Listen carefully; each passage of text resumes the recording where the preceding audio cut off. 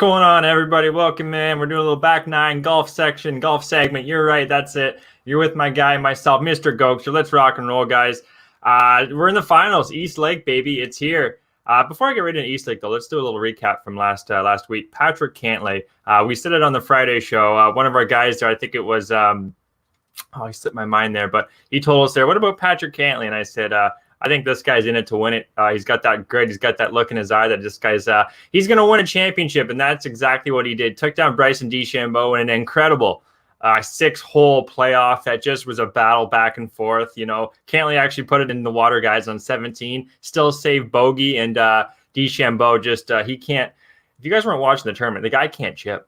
He was in the rough. He was in the fairway, and he wasn't chipping, guys. He was putting more than chipping. It's just something you don't see in this day and age. There's a reason why, you know, there's all these chippers around there. But Bryson in the same length clubs, he seemed to want to putt all these shots, and it bit him in the ass on 17. Could have won the tournament, but made a bogey when he was right on the fringe of the green, just stuck in some heavy rough. So, yeah, Cantlay, guys, surprising what he did. I don't know if anyone saw it coming. We had him on our six-pack last week, and we took him off for Dustin Johnson this week. So, what are you going to do? It's just the way the cookie crumbles, as they say. But this week, it's the final championship, the finale. It's the Stanley Cup Finals, the NBA Finals, the World Series, whatever you want to call it, guys. This is the final in golf. There's the top 30 that qualified for this. So it's the best of the best. The cream of the crop have risen. And let's start talking about this course, guys. It's down in Atlanta, Georgia, East Lake. It's been the final tournament for the playoffs, the last 5 years at least, from my knowledge.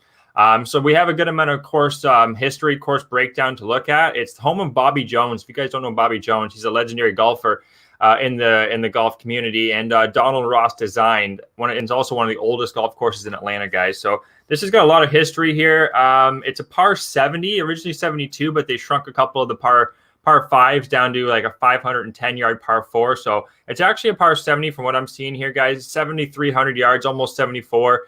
Standout holes are going to be number 15. It's an island green par 3, 223 yards. It's no easy task. Myself, any of you guys in the chat, that's a long par 3. These guys obviously are the pros, right? They know what they're doing. But 223 island green, you're going to have to on number 15 too. It's going to make for some fireworks coming down the stretch. Another iconic hole here would be a par 4, actually. Yeah, par 4. It's originally a par 5, 535 yards. They're shrinking it to 520. It's a downhill dogleg left to the right. Average scoring is 4.15. It's one of the toughest holes on the course. Number 6 is an uphill dogleg right. Again, this was a par 5, or sorry, this is one of the par 5s. They didn't shrink. It's 532 yards. Average scoring on this par 5, guys, is 4.5. There's only 2 par 5s on the course, and they're playing very, very easy. Number 6 and I believe number 18, that's a little longer, 580 yards. Number 9 is going to be a tougher par 3. It's a long downhill par 3, 218 yards. It sits in front of the clubhouse. Average scoring there is also 3.06. So this isn't the longest of courses, guys. There's only 2 par 5s, a lot of par 4s. And the par 3s are, for the most part, doable. You got that one on 15 that's 223 yards, sorry. And 3 others that aren't too bad. Looking at this course, though, it has gradual elevation, so it's kind of similar to the Masters, really, guys. It's cut very, very nice. Bermuda grass, Bermuda rough as well. They also haven't been on Bermuda, guys, since all the way back, really. The Palmetto, I believe, was there at Congregate. There was a couple other ones that were on Bermuda grass, but they haven't been on Bermuda, guys, all the way really since beginning of the year, back in December, January, February, all the way to April. Then they pretty much went up north and went on the bent grass rotation. So you want to almost look at guys that were playing well back in, when the Masters was really, guys, March, February, January, April, because that's what the track they're playing here on Bermuda style grass. So that's what right away. You don't want to really look at guys that are playing. I don't want to say playing well right now. It's just you want to look at stats that are on Bermuda grass, and that was at the beginning of the year. So keep that in mind, guys. Putts are very true with a lot of break in them here. It's a lot easier than bent grass. You saw some guys, Scotty Scheffler, Neiman, Casey. These guys just had a really rough time putting on this bent grass. For the most part, Bermuda grass is a lot easier. More of these golfers down south are used to. So look for some very true rolls in these putts. The fairways are going to be penalizing here, guys. It's the largest defense on the course. Zoysia fairways, this allows the ball to sit up really nicely. So you stick it in the fairways at this course, you should be able to score. It's going to be your approach shots, similar to the Masters, guys. The elevation in the greens, the sloping in the greens, a lot of bunkers surrounding it. Smaller greens, too. The greens aren't exactly the biggest here at East Lake, so you're going to have a really strong approach. Greens and regulation is going to come into factor here. First 6 holes allows players to score, while the last 7, after the 6th hole, guys, it gets pretty tough. That's what they have here, but yeah, there's a lot of stuff. We're still going to keep going here. Ball striking. Sorry, guys, I'm reading my notes as I kind of go here. Ball striking is going to be at a premium. Greens are very receptive, so that just means that if you can stick it at the place you want, if pins at the back, you don't got to worry about much roll here. From what I'm hearing is that the greens are very receptive, which is a good thing. Yeah, just like I'm saying, receptive means allows for more spin. Guys can kind of you can kind of do what they're doing at BMW Championship there. They're just throwing it at the pin and letting it just kind of slowly suck back towards the hole. So look for receptive greens, which are going to allow for some scoring here at this course. And golfers have played well, just like I'm saying, guys, back in January, April. That's going to be a key stat for you going forward here. Now, next is going to be key stats at East Lake. We've kind of been talking about this, guys. Approach and greens and regulation. Small greens with bunkers protecting it left and right, and sloping greens as well. So you're going to have to be pretty darn precise. Greens being receptive is going to make it a lot easier. It's not going to be firm and fast. So approach, though, is pretty much number 1 on our list. Number 2 is going to be tee to green. Just take advantage of getting right to the green, having a lot of birdie putts. Accuracy from the tee is going to be at the forefront, and the small greens should eliminate a lot of 3 putts. So tee to green is going to be huge. Shouldn't be that tough of a putting track here. And but as always, whoever's got the hot putter, especially on Bermuda grass, is probably going to be the one that lifts the trophy on Sunday. And this trophy, guys, the winner is going to be getting, between the playoffs and between the Tour Championship, close to $10 million, I'm going to say. It's a crazy the amount of money you can make betting on golf. What's going on, chat? Sorry, I've been talking to the chat here. Thanks, Victor, for bringing up the chat. Wyatt Chapman's back here. I haven't seen Wyatt in a while. What's going on, Wyatt? Appreciate you, buddy. How'd you do in the tournament, my guy? Yeah, appreciate it. Max on record. Casey can putt bentgrass greens and bent me over in the matchup. Yeah, he decided to show up. Yeah, he showed up a little bit there, Max, on the weekend. But overall, Casey, he's not a great putter on bentgrass greens. We still faded him against Answer, so we cashed that ticket. I didn't even talk about our matchup bets. We went 6 for 4 in a matchup bet, 72 holes. DeChambeau fade is the one that got us. Had him and Koepka and Finau up against DeChambeau, and unfortunately, he got the best of us there. But overall, guys, we had 4 of our 6 top 20s cashed, 6 of our 10 first or 72 hole matchups cashed, and also we went 6 for 2 in our second, third, and fourth round matchup bets. So overall, we kicked some ass. It was great to see Mr. Gogster looking like outcast. Appreciate it, buddy. Yeah, got the new hair gel too. It's a hair gel goes a long way, guys. If you don't get a nice hair gel, it goes a long way. Wyatt Chapman saying fading Morikawa because his girlfriend was more lucrative than him. Exactly. I think there's something going on there. I don't know. It just seems like I don't know if there's something going on back home between Morikawa and his girlfriend, but I've never seen a guy that, well, to be honest, guys, on Sunday, I wanted to get the hell off the golf course. Just I didn't get much sleep, but Morikawa did not look like he wanted to be on the golf course rounds 1 and 2, even rounds 3. I guess he went 2 or 3 under round 4, but Morikawa, guys, there's something going on up here. Something's going on up there with him, and until he can prove that he can let it go and just play golf, he's going to be on the fade list. Wyatt Chapman saying, fading fairway Phil, baby.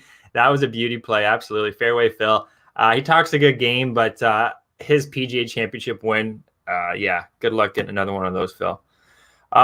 Keep it on hit the like button as always, Eric Schniz. I'll appreciate that, buddy. Hit the like button. Just reading at the comments still there. Smash the like button. Yeah, appreciate that, Wyatt. When are you releasing your flop shot merch? Flop shot merch. My buddy's got a 64 Wyatt, so that's always fun to hit a 64. But sticking at this course breakdown here, let's start looking at top past performers here at East Lake. So in this tournament here, like I said, there's only top 30 still left, so we had to search around for who's still remaining that did well. DJ Johnson was minus 11 in 2020, and he was gaining strokes both putting and on tee from tee to green, which is a good stat we like to see. Xander, 2.13 in putting, 0.54 tee to green.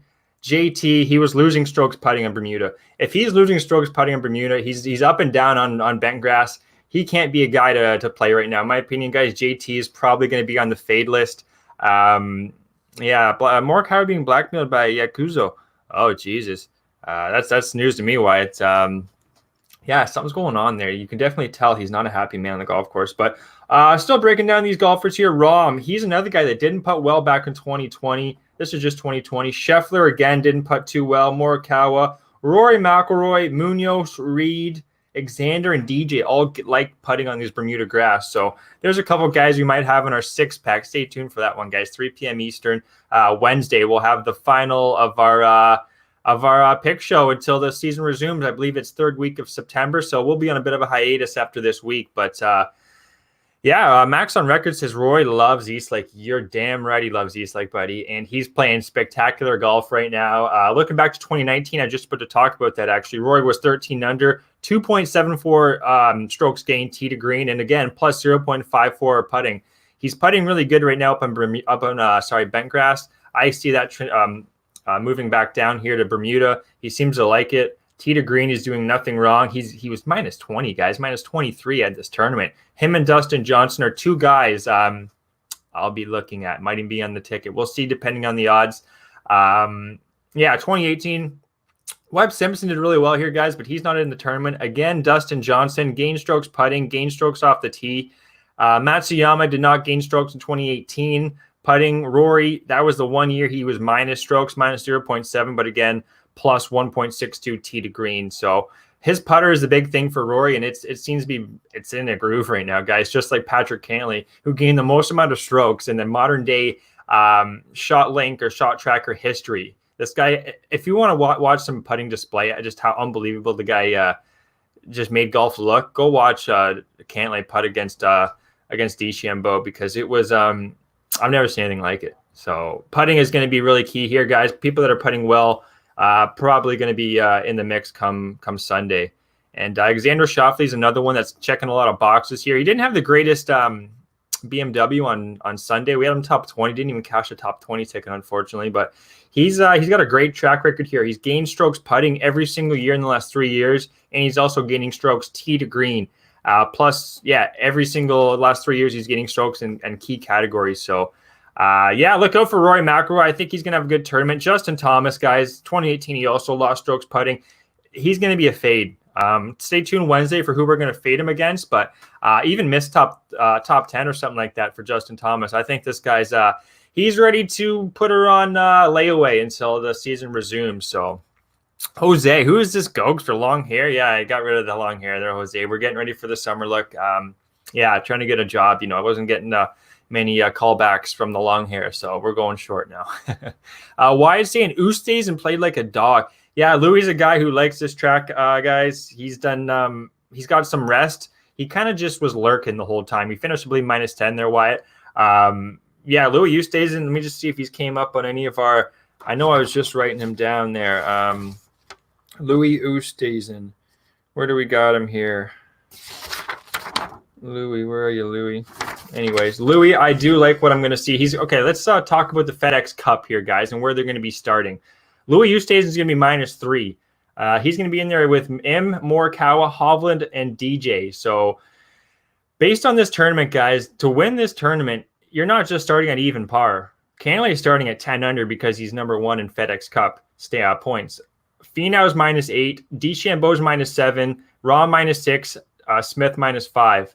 From there, top 6, top 10, from 6 to 10 are going to be minus 4. 11 to 15 are going to be minus 3. 16 to 20 are minus 2. And 21 to 25 are minus 1. And then 26 to 30 are going to be even. So if you're betting the outright in this tournament, guys, good luck. Any of these guys really from I'll say minus 3 and down. It's going to be a tough task. But there is an option to bet, which we'll have Wednesday, 72 holes without the points. So I think there's some guys here that like this track, and we can get a nice price in the 20s, 30s with some of these golfers who you don't have to exactly look at FedEx Cup point standings, just who's going to play well, because when you're starting minus 10 and other guys are starting minus 1, that's a bit of a tough call. Pub Sports Radio, what's going on there? Shout out to Pub Sports Radio, guys. Discord right here on YouTube, Twitter. It's a great place to just talk sports, bet sports, and These guys give out winners, unlike some of these Barstool guys I see on Twitter. So check us out there, Pub Sports Radio.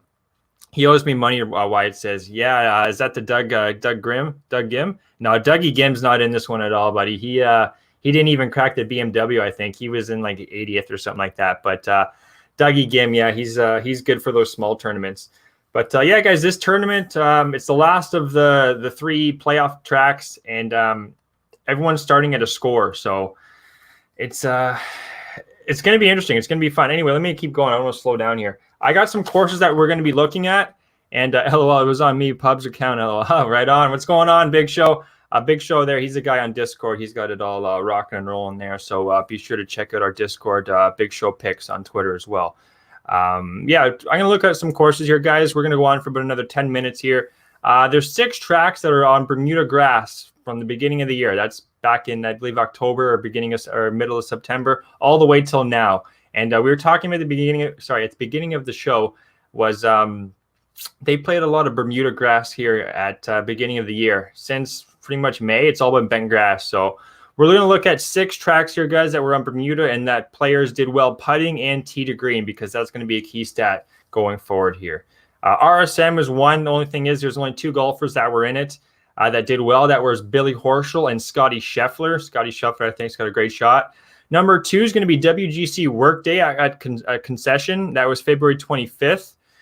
Patrick Reed, Louis Oosthuizen. Here you go. This is why I want to bring up Louis there, Wyatt. Louis Oosthuizen was 2nd in putting at Workday. Spieth was 3rd. DeChambeau 4th. Na, Rahm, and Van Rooyen. Van Rooyen, guys, there's not a hotter golfer in the under the sun right now than Eric Van Rooyen. He's just playing unbelievable. There's just don't even look. Kind of just keep going. Make all that money you can, Eric, because yeah, it's his first year on the tour too, guys. He's a rookie and he's 31 years old, so it's good to see from him. Tee to green at WGC Workday. Number 1 was Matsuyama, McIlroy, Schauffele, Van Rooyen, DeChambeau, Rahm, Thomas, and Casey.